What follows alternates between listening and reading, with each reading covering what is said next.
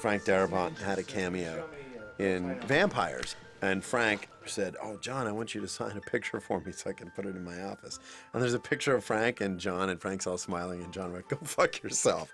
John Carpenter.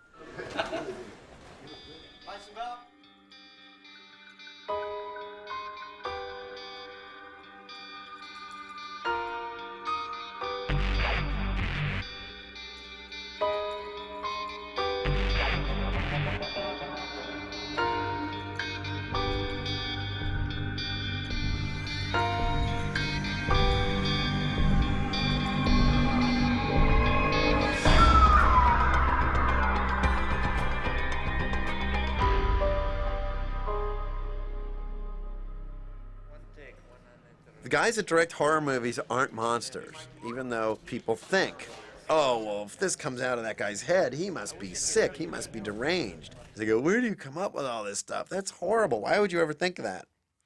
It's like, well, it's called your imagination. That's what we get hired to do. You should always look at John's work as having a very strong comedic element in it, because things that might frighten you or I make John Carpenter laugh. The fact is, this guy could be a great director of love stories if he wanted to be. I think horror is what excites him most. I think it speaks to him most deeply. It's what turns him on as a filmmaker. But he's just a really good filmmaker, and he happens to work in this genre. If you want me to tell a story about a bunch of people holed up in a police station, that's Assault on Precinct 13. You want me to tell a story about a guy who goes into New York City to save the president, that's Escape from New York. John likes to make comments. He likes to agitate through his art. I'm encouraged that there are people who have the guts to make political statements about what's going on with the human race. You know, that's his job. That's what a director does. The film was described to me when I was going on the audition as a horror-type film like Psycho, and you're going to meet this young director. And, I was so young at the time, it didn't really mean anything. I wasn't like a student of film or thinking, oh my gosh, this is going to be great, a guy that's going to become somebody famous. If Deborah Hill was here, I think she would say, definitely, we made a conscious effort to not use any blood except maybe on the knife in the opening scene with the little boy and his sister. I think that's possibly the only place where there was any blood, and I think it was very conscious because he felt he could make a scary film without the gore. Even though Jamie and Nancy and I were these young girls, he really took those characters seriously and wanted our input, because obviously he wasn't a young girl, and whatever we wanted to offer or suggest, he was totally open to it. He really appreciates women, and he appreciates what women can offer as actresses. Well, I remember seeing Halloween, was being taken to it by a woman that I was just starting to date. And I remember being embarrassed because I was really scared. And you're trying to be cool and macho because it's like, whatever, a third date. It was very straightforward, very clear, and extremely scary in the same sense that Psycho was, that the audience felt more than they were actually looking at. And the creepiness of the music, when I first saw the film and realized that he had actually not only written it but performed it, I thought, wow, that's incredible. It just made me admire him that much more. John's house is kind of like a bit of a studio anyway. There are instruments all over the place, and his wife cooks in between the Fender Rhodes, and I'd love to have him write a score for a movie I direct, and I just think he's like, I love his music. But I remember on Halloween being really struck by that and thinking how different and cool the score was, and what a difference that made on the movie. And the fact that we were all innocent young girls being preyed upon, I think, that certainly played into the success of it. Hey, Dave. Anyone hear me? Oh. This is U.S. Station 31. You read me? Found something in the ice. We need some help down here. Can anybody hear me? We found something. We found something. We found something.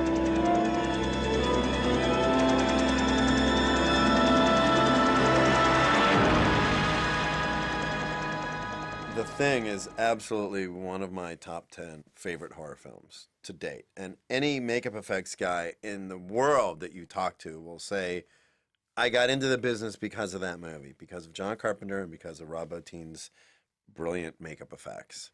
The distinction between this thing and the first thing it was not so much the monster that you saw as in the first one. It was the monster that you didn't see and couldn't see.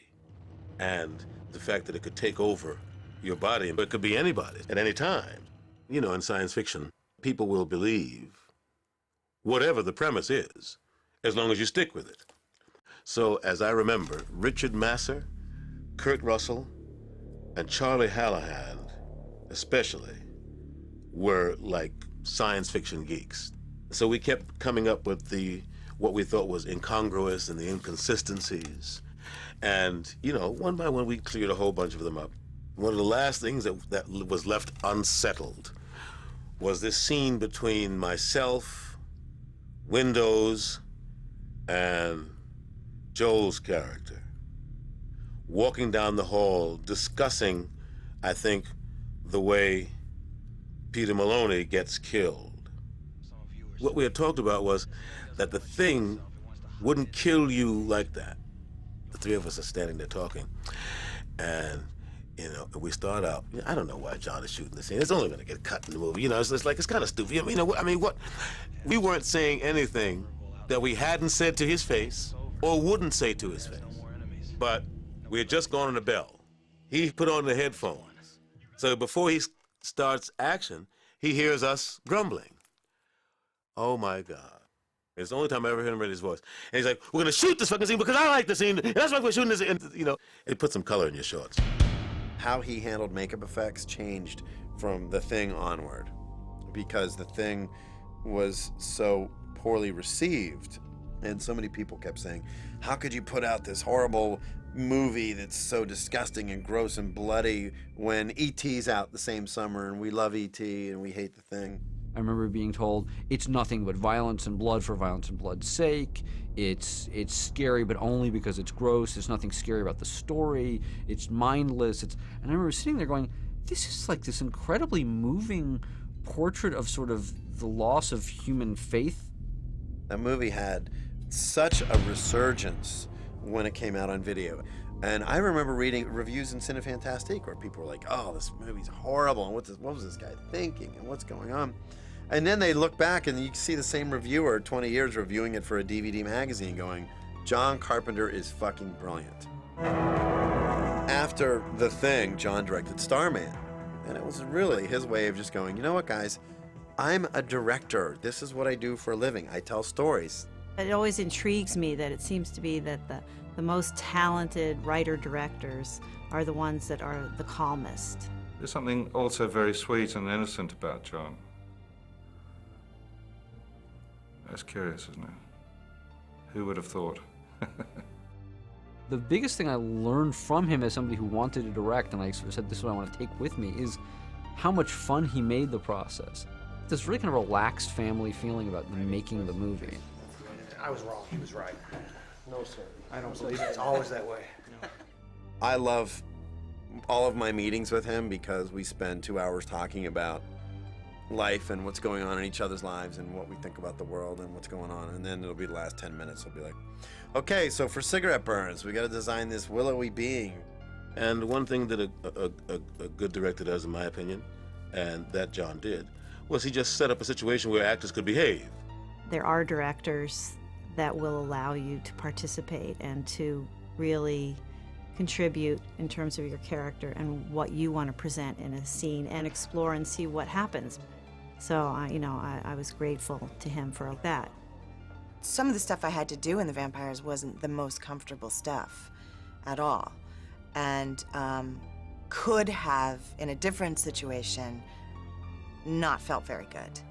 But because of the environment that John creates and the respect that is there, that you feel that, and it makes a big difference. What I appreciate in John as far as my acting goes is that he's always had, great confidence in me. And you always feel kind of endorsed by John's faith in you. He's an amazing, amazing man, and very, very funny. There was this ongoing practical joke with one of the producers, where we were shooting in like South Central LA in a really kind of sketchy area. And one of the producers was very nervous to be there, and I think John thought that was kind of ridiculous because we had security. So they started telling the producer about the fact that there was this gang called the Clover Gang who were going around, they wanted to hunt down and kill movie producers. And they convinced this guy that he was being hunted on the set. And they actually dressed up one of the biggest, scariest looking grips with this whole outfit and had him kind of wandering around on the outskirts of the set. My agent sent me the script of Christine, and I think the book wasn't even out at that point. But I thought the script was really impressive. It was this kind of Dr. Jekyll, Mr. Hyde part, which you don't get as a 21-year-old actor. I mean, I think John's attitude was, if we just make a serious, scary movie about a killer car, it's just going to be goofy and people have seen that before, and it's like, well, what else is it? He talked to me a lot more about the love relationship with the car. You know, and how in love were we with each other, and what was the difference between being in love with the car and being in love with the girl, and that was much more his focus. John's making horror films that are more than just horror films. If you slow down a bit or rewatch them or think about them, they're almost inevitably about a lot more. They're horror often as social commentary, which I think is really a powerful combination because they sort of take the horrors of the modern world and make them deeper.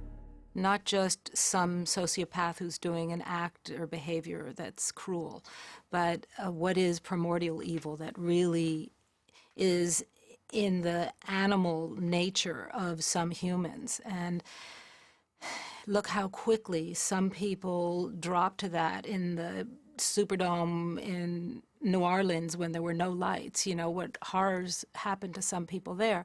Not a lot of directors go there and really explore the shadows. What do these things want, and why are they here? In the early 70s, there was a book, Subliminal Seduction. And it talked about how advertisers, use certain images, popcorn and stuff in the commercials to make you thirsty or whatever, And then when I read They Live, I was like, man, this is deep, Money is your God, worship the dollar, blah, blah, blah, that whole subliminal thing. Not that anybody's being paranoid or anything, but it was interesting that They Live was #1 in the box office for 2 weeks, and suddenly you couldn't see it anywhere. It was like snatched. Stay away from me! That fight between me and Roddy, we rehearsed it for 2 weeks. It was fashioned after the fight with John Wayne in The Quiet Man. And Roddy, pound for pound, strongest guy I'd ever seen, because I was weighing about 225, I think. And he was showing me this move, I think called back suplex or something like that. And he lifted me up like this, with the back of my neck in his hand and my legs in his other hand. And then John said, stop. So now he's holding me like this, like a little baby. And he says, what should I do with him? The riots began because the stores could not meet the demand of Sutter Kane's novel, In the Mouth of Madness. I need to know if he's alive or dead, and I need that book. It's a setup. I just have to work out how it's set up. Kane's writing has been known to have an effect on his readers. I didn't know this book will drive people crazy. John felt that the movie represented the new millennium, and he felt that throughout history, the end of an old millennium became a little crazy, and he started bringing out Hieronymus Bosch and all these people that lived and created before the end of a millennium. Things go totally chaotic. In the new millennium, he felt that people become much more rigid and fundamentalist, which, my God, it has really come true. I've always kind of liked that humorous dimension to John's work. I wanted to play the comedy as much as I possibly could in the film. So I do regard it as a kind of horror comedy, that film. For instance, there's a scene in it, and there's a sweet old lady, apple pie, kind of baking old lady who's running this bed and breakfast. Then you cut back to the other side and you realize the sweet old girl has got a naked old man manacled to her ankle. Now, which is, I mean, I find it funny too, really, because it's so surreal. I had always wanted to play a vampire, and I figured to do it with John Carpenter, you're going to be in the safest hands.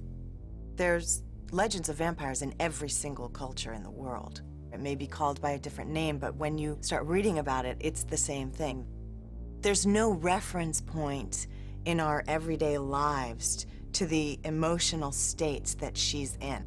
It's almost like a drug state because it is something in your veins, opening up your perception. In fact, that was one of the topics that we discussed a bit in terms of how to play Katrina.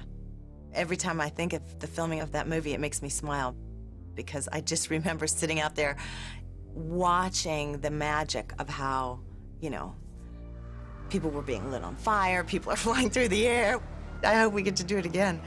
And I want to fly next time. What would be wonderful is if people coming out of this, you know, kind of start looking back at John's body of work and realize this is a guy who's really done a lot of things. I mean, Starman's a really sensitive movie. You know, not the things you'd associate with John. And then you get something like, you know, They Live, which is like, you know, incredibly political. I think people have a little bit pigeonholed him and gone, oh, he's a guy who makes these, you know, horror films. It's not just shock value of horror like some other directors where they're burning babies and doing things where you just go, ugh, and it's got a repulse quotient. John makes very existential points. I love it when these people artistically are able to make these dark, you know, horrifying films, and yet in person they're funny and warm and kind. What's most rewarding is being able to go over and sit in a director's chair next to him and have a genuine friendship with him. And then in the back of my head going, this guy directed, you know, I mean, all these amazing films. And to just know that he reshaped horror movies is, you know, I mean, I'm proud to have worked with him and proud to know him. Cut! Excellent. Woo! Wow. Very good.